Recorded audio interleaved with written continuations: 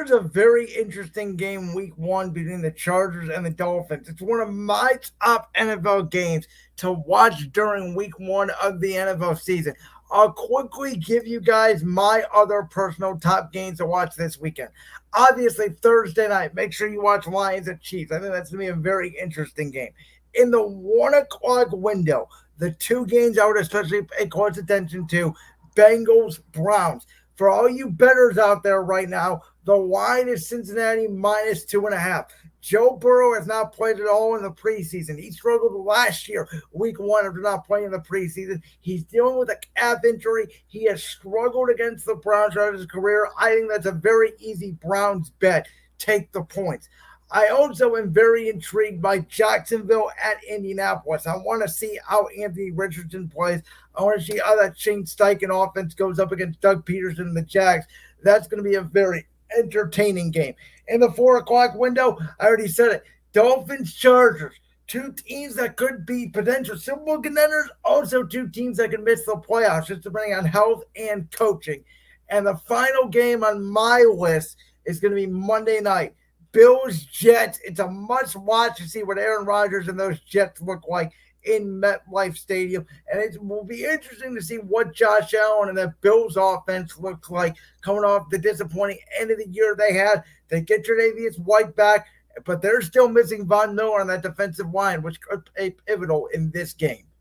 All right, so I agree with you about Lions-Chiefs. I think it is a very intriguing game, especially if Travis Kelce does not play, given that Chris Jones is also not going to play. In terms of the 1 o'clock window, we talked about these two teams earlier. Bryce Young, Desmond Ridder. I'm looking at Carolina. They were on my list too. They were going to be 6. I couldn't get them in there, but okay. I really like what the Atlanta Falcons are doing. I could see them possibly winning this division, although I like New Orleans a little more. That's why I put the Saints in my Super Bowl contenders, or dark horse Super Bowl contenders, excuse me. And I want to see what Bryce Young looks like under Frank Reich as his head coach. So that game is intriguing. And then I am going to the Steel City, San Francisco against Pittsburgh. You have the two best, arguably the two best defensive players in the league going at it in this game. Nick Bosa against TJ Watt. I have to interrupt you. Are we sure Nick Bosa is going to play? Ooh, good question. That's a fair argument. I'll give you that one. But nonetheless, this game is still really interesting because you've got all these weapons for San Francisco. You've got George Kittle, Deebo Samuel, Christian McCaffrey, Brandon Ayuk. For Pittsburgh, you've got Deontay Johnson, George Pickens, Najee Harris, Pat Freiermuth, who I think is coming on as one of the better tight ends in the NFL. And I don't think this is going to be a game for like high scoring. I think this is going to be like a 24-17 type of game, or maybe more closer like 21-16. And then for the 4 o'clock window, I agree with you about the Dolphins-Chargers game. But then I'm going to the Windy City. How about this to start the season? Green Bay Packers at the Chicago Bears. What happens if Jordan Love goes into Chicago and beats the Bears? I'll be shocked. Okay. I don't think Jordan Love's going to work at all. I watched him lose to my alma mater, Kent State University in college. I can't get over it. Okay. And then what's the narrative? Think about the narrative if that were to happen where Jordan Love beats the Bears. Oh, in Chicago, they're losing their mind. Right. And think about the narrative if Justin Fields goes out and beats the Packers. That's why I'm looking at that game, because of the narratives that will come out of this game based on who wins and who loses. And then, like I said, I agree with you about Miami and LA. And then I have to agree with you again about Buffalo and New York. First of all, this game's on 9/11, so that's sentimental and emotional right there. But like, is the window closed for the Buffalo Bills? I think it's pretty close to being closed. I really do. Um, and can Aaron Rodgers and the New York Jets live up to the hype that has been built up all around them this season? I don't know.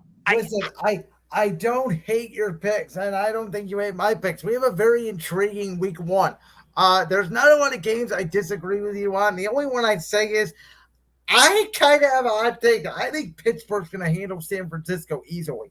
I Interesting. I think San Francisco struggles week one. Remember last year when they had the rainstorm game? It was Trey Lance against Chicago, how bad they looked. Now they have to go West Coast to East Coast. Brock Purdy, this will be his first live game action since the NFC Championship game injury. Pittsburgh does not lose when TJ Watt's on the field, pretty much. They're like 50-20 when he plays, and they're 1-10 without him. I think that San Francisco, they're going to be better as the year goes on. We know that. Week one, I think it's a very difficult ask. I think Pittsburgh, I think it's low scoring. I agree, but I think it's like 21-7. I think Okay. San Francisco really struggles to move the ball. I could be wrong. I just think it's going to be tough sledding. I I can see where you're coming from with that. I totally can. I just think there's a really interesting like aspect to this game that I'm like, I want to watch this. But I want to point something out super quick. We both went through our top games. You know what game we didn't mention? The Sunday night game. Well, I think Dallas is going to roll the Giants. I have no belief in the Giants at all. I know it's a divisional game. By the way, Dak is 10-0 in his last 10 games against the Giants, whether it's been Eli Manning or Daniel Jones. So there is that. We have 3 minutes to post time. Josh, is there any game that you strongly disagree with me on that you'd like to put a little wager on? Friendly wager? Nah, I don't really have anything. Um, Arizona, Washington, meh. My survival pool of the week this week is Washington. I'll throw that out there. I mean, I I think Washington's going to win that game fairly easily. I like Sam Howell. I'll tell you what, though. I was really upset with when the Washington drafted Jahan Dotson because I wanted the Browns to somehow either trade up and get him or hope that Jahan Dotson fell to them. Well, I think the Browns have found their Jahan Dotson and Elijah Moore. I think he's going to have a really great year. Okay, but you touched on the Browns earlier with their running game. Here's my concern: they let Kareem Hunt go. Who's when Nick Chubb has to come out of the game? Who's going to be that backup running back? Give it to Jerome Ford or give it to any other back because the running back is a human turnstile position. It is a running back by committee. You didn't need Kareem Hunt and Nick Chubb. I told you to trade Nick Chubb last year. I told you to trade Kareem Hunt last year. Told you didn't need both of them. You needed to keep one of them, and they did. Okay, that's just an interesting aspect to me. And I'm so happy we got rid of Joe Woods as the defensive coordinator because he was horrible. I have no idea what New Orleans was smoking when they decided to hire him. Jim Schwartz is going to be a great addition.